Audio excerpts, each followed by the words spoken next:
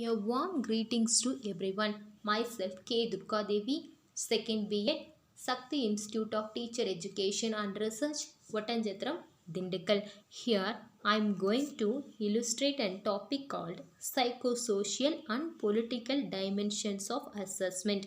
This will come under Unit 7, the paper called Assessment for Learning. The paper Assessment for Learning is a full course paper which will come under second year of Bachelor of Education. இந்த வீடியோவில் நம்ம என்ன பார்க்க போகிறோம் அப்படிங்கிறத first கண்டென்ட்டில் பார்த்துடலாம். Psychosocial and political dimension of assessment, மதிப்பிடுதலின் சமூக உளவியல் மற்றும் அரசியல் பரிமாணங்கள். சைக்கோசோஷியல் டைமென்ஷன் ஆஃப் அசஸ்மெண்ட், மதிப்பிடுதலின் சமூக உளவியல் பரிமாணங்கள். பொலிட்டிக்கல் டைமென்ஷன் ஆஃப் அசஸ்மெண்ட், மதிப்பிடுதலின் அரசியல் பரிமாணம். Psychosocial and political dimension of assessment. Assessment does not stop with evaluating the learning proficiency of students. Grade them accordingly. Understand the ways and means of improving the act with self-confidence.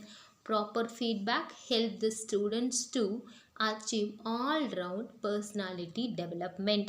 மதிப்பிடுதல் என்பது மாணவர்களது கற்றல் தேர்ச்சியை சோதித்தறிதல், தரநிலைப்படி வரிசைப்படுத்துதல் மட்டுமன்று, மாணவர்கள் தமது கற்றலை மேம்படுத்திக் கொள்ளும் வழிமுறைகளை அறிந்து தன்னம்பிக்கையோடு செயல்பட உதவும் செயல்முறையும் உள்ளடக்கியது.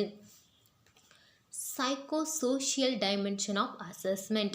Assessment of students' learning followed by the feedback should also develop in students desirable social qualities like collaborating with others, discussing with group members to find solutions to problems, helping others. வகுப்பறை கற்பித்தல், கற்றல் செயல்பாடுகளும் அதனைத் தொடர்ந்து நடைபெறும் மதிப்பிடுதல் மற்றும் பின்னூட்டம் வழங்கல் என்பவையும் மாணவர்களது அறிவுசார் கற்றல் வெளிப்பாடுகளை மேம்படுத்துவதாக மட்டும் இராமல் அவர்களது சமூக மற்றும் உளவியல்சார் நடத்தைகளையும் மேம்படுத்துவதாய் அமைதல் வேண்டும். சக மாணவர்களோடு இணைந்து குழுவாக செயல்படுதல், கொலாபரேட்டிங் வித் அதர்ஸ், குழுவினரோடு விவாதித்து சிக்கல்களுக்கு தீர்வு காணுதல், discussing with group members to find solutions to problems. Next, helping others, பிறருக்கு உதவுதல் போன்ற சமூக பண்புகளையும் தன்னம்பிக்கையோடு செயல்படுத்துதல். Psychological characters such as self-confidence, being aware of self-esteem and enhances it continuously. தன்மதிப்பை உணர்ந்து அதனை மேம்படுத்திக் கொள்ள தொடர்ந்து முயற்சித்தல்.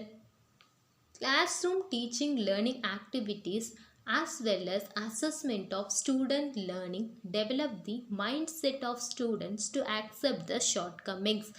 Students make use of the feedback to improve their learning. Assessment of student should develop in ability to learn involving themselves in classroom activities. மதிப்பிடுதலின் போது மாணவரது கற்றலில் கண்டறியப்பட்ட தவறுகளை பின்னூட்டம் வழங்கும் போது, சுட்டிக்காட்டும் போது அவற்றை ஏற்றுக்கொள்ளும் மனப்பக்குவத்தை மாணவர்கள் பெற்றிடும் வகையில் வகுப்பறை கற்றல் கற்பித்தல் செயல்பாடுகளும் மதிப்பிடுதலும் அமைதல் வேண்டும். வகுப்பறை கற்றல் செயல்பாடுகளில் மாணவர்கள் தனியாகவும் குழுவினரோடும் ஈடுபட்டு கற்கும் திறனை மதிப்பிடுதல் உருவாக்கிட வேண்டும்.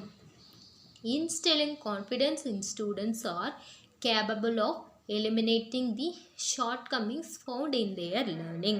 கற்றலில் உள்ள குறைபாடுகளை சரி செய்து தமது கற்கும் திறனை மேம்படுத்திக் கொள்ள முடியும் என்ற தன்னம்பிக்கையை மாணவர்களிடம் ஏற்படுத்துகிறது.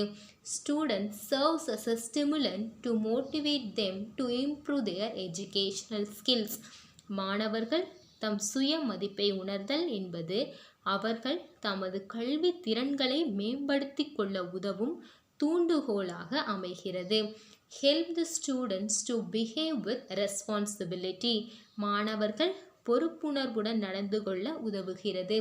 Help the students to gradually develop the ability to control stress, anxiety and anger.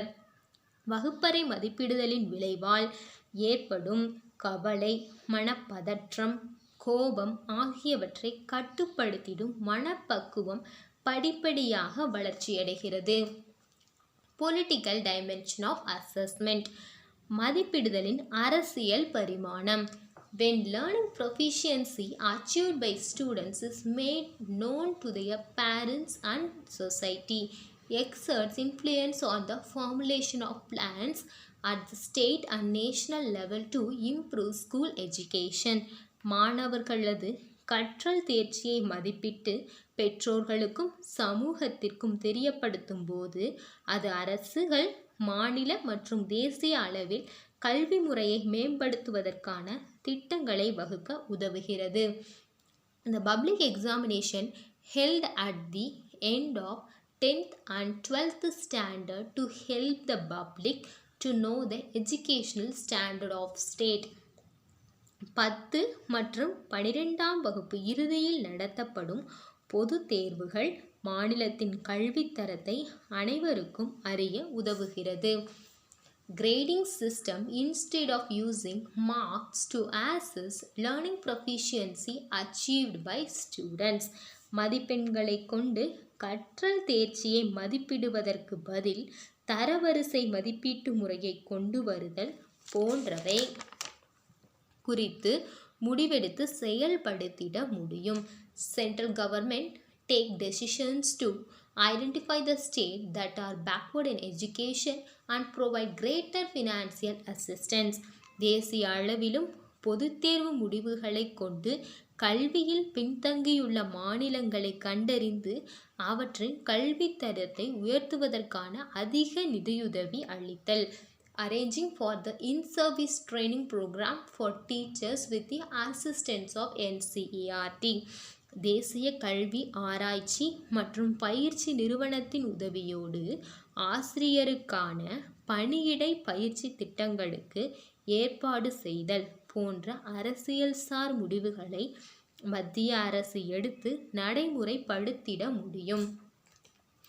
As a result of the decision about broad examination reforms, continuous comprehensive evaluation CCE system introduced. இது போன்றே தேர்வில் பரந்த அளவில் சீர்திருத்தம் கொண்டு வர முடிவு செய்யப்பட்டதன் விளைவாகவே தொடர் மற்றும் அகல் விரிவான மதிப்பீடு அறிமுகப்படுத்தப்பட்டது. The decision taken by the government to make the National Eligibility Entrance Test NEET mandatory to professional courses, Teacher Eligibility Test TET to selected for appointment as teachers. உயர் தொழில் படிப்புக்கு மாணவர்களை தேசிய அளவிலான பொது நுழைவுத் தேர்வு நீட் மூலம் தேர்வு செய்ய வேண்டும் என்று மத்திய அரசு முடிவு செய்து தற்போது அது நடைமுறைக்கும் வந்துள்ளது. ஆசிரியர்கள், தொழிலுக்கான கல்வி தகுதி பெற்றிருப்போரும் பணியில் சேருவதற்கான கல்வி தகுதியை பெறுவதற்கு ஆசிரியர் பணிக்கு தேர்வில் வெற்றி பெறுவது அவசியம் என்பதும் மதிப்பிடலில் அரசியல் சார்ந்த முடிவுகள் ஆகும். It could be stated that based upon the assessment of students' learning proficiency, the central and state government bring up various educational reforms, plan schemes for quantitative expansion and qualitative improvement in educational and allocate the necessary funds for the proposed schemes. மாணவர்களது கற்றல் தேர்ச்சியை மதிப்பிட்டு அறிவதன் அடிப்படையிலேயே மத்திய மாநில அரசுகள் பல்வேறு கல்வி சீர்திருத்தங்களை மேற்கொள்வதோடு கல்வி பெருக்கம் மற்றும் கல்வித்தர முன்னேற்றம் குறித்து திட்டங்களை கல்விக்கான நிதி ஒதுக்கிடுதல் போன்ற குறுகிய கால மற்றும் நீண்ட கால திட்டங்களை மேற்கொள்கின்றன. Educational assessment is multifaceted as it has psychosocial and political dimensions. கல்வியில் மதிப்பிடுதல் என்பது கல்வி, சமூகம், உளவியல் மற்றும் அரசியல்சார் பரிமாணங்களை கொண்டு பன்முகத்தன்மை உடையதாய் விளங்குகிறது. Thank you. Thanks for watching my video.